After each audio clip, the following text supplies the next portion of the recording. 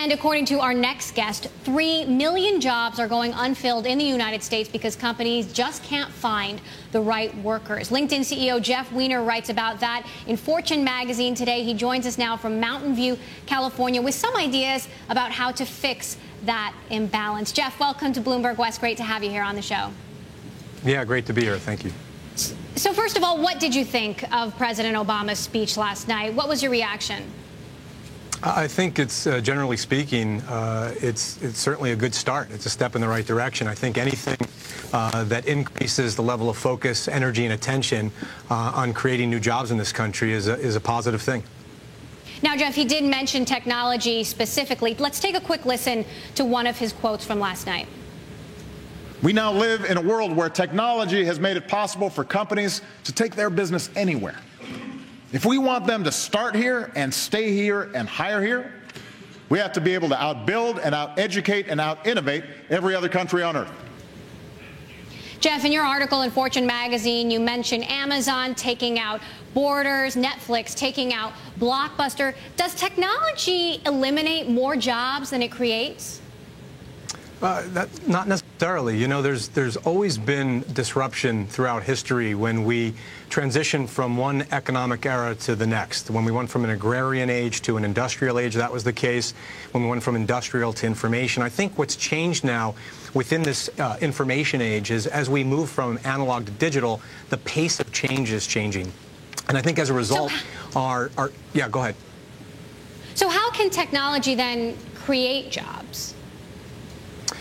Well, I think in a whole host of ways. I think for starters, there's ways to leverage digital technologies today so that, for example, we can digitally map and make searchable every available job. There's 3.2 million jobs available in this country. It's the highest level in 3 years. Every one of those jobs can be made searchable on the web.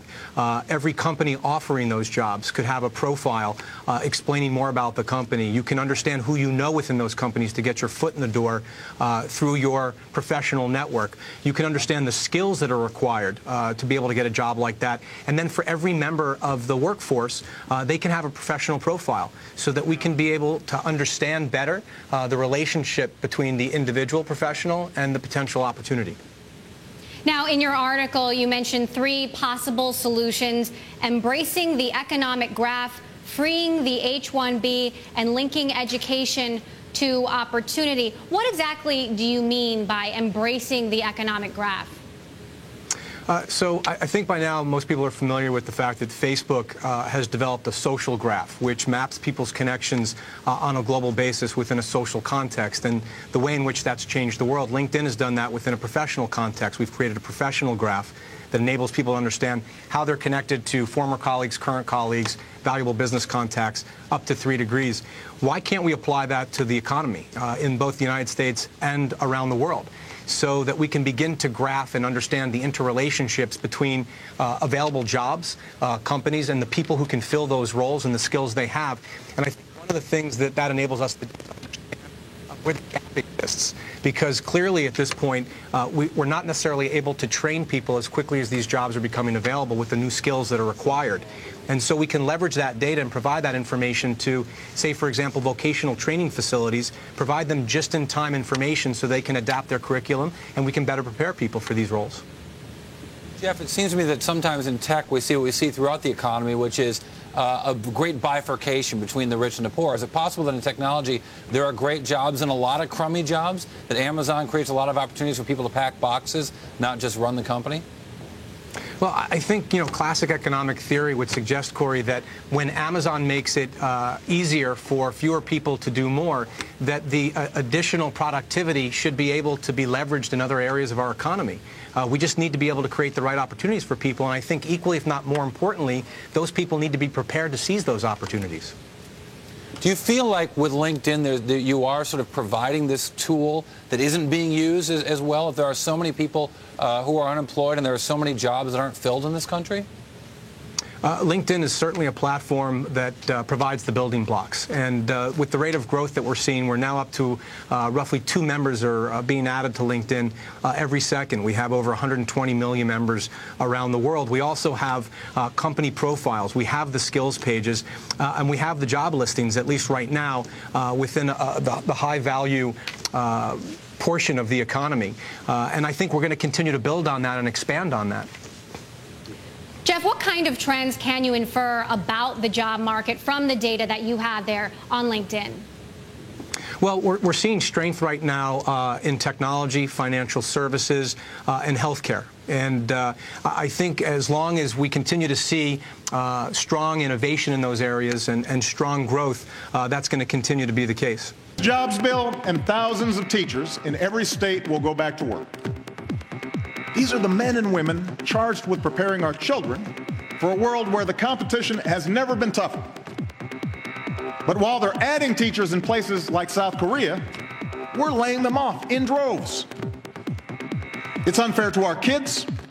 It undermines their future and ours, and it has to stop. Pass this bill and put our teachers back in the classroom where they belong. That's President Obama talking about the importance of education as it relates to jobs. And we're back with LinkedIn CEO Jeff Weiner, who has his own ideas about job creation. Jeff, you say in your piece in Fortune that even though the unemployment rate is 9.1%, that number only scratches the surface. How much worse is it than we know? Yeah, when you factor in the underemployed, folks that are looking for full-time work but only have temporary jobs, and folks that are marginally attached to the workforce, they've been looking for work for so long they've dropped out, it's actually as high as 25 million Americans.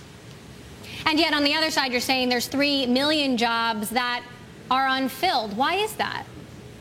I think we have another unemployment crisis in a way, and that's the divide that continues to grow between the jobs that are available and the skill sets required and the talent required to fill those roles. Now, the president was certainly impassioned in his speech last night, potentially even more fiery than in previous speeches. But is the bill that he actually proposed, is that enough?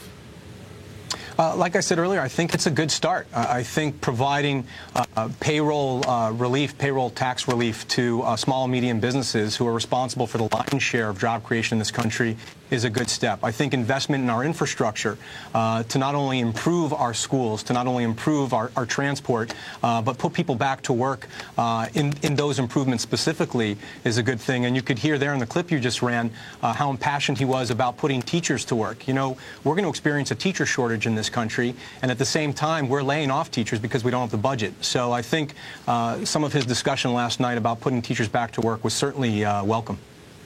You make another suggestion about freeing the H-1B, basically bringing in skilled workers from abroad. Yesterday, we were talking with the CEO of Career Builder, who suggested this whole idea of reskilling Americans so Americans can have those jobs. What's your take on that? Yeah, those two things should not be mutually exclusive. We have open roles right now in this country, and for every day that those roles remain unfilled, we're overlooking wages that could be redistributed into our economy. Not only that, some of the folks that are capable of filling those roles from overseas are going to create more productivity here. They're actually going to create more companies here that are going to create downstream exponentially more economic opportunities. At the same time, we need to be investing in the immediate term in vocational training that's going to ensure that Americans have the right skills to fill those roles as well. If you talked about the pace of disruption, what do you mean? So, Corey, I think the rate with which we're seeing change today is the fastest ever. You know, when we transitioned, for example, from the agrarian age to the industrial age, that took place over centuries. When we transitioned from the industrial age to the information age, that took decades. And today, this transition from analog to digital and the rate of innovation happens over a handful of years. And as a result, you have companies today that are innovating and disrupting legacy companies in an incredibly short period of time. And our vocational and educational infrastructure can't keep pace. We can't train people as quickly as we're seeing these changes take place.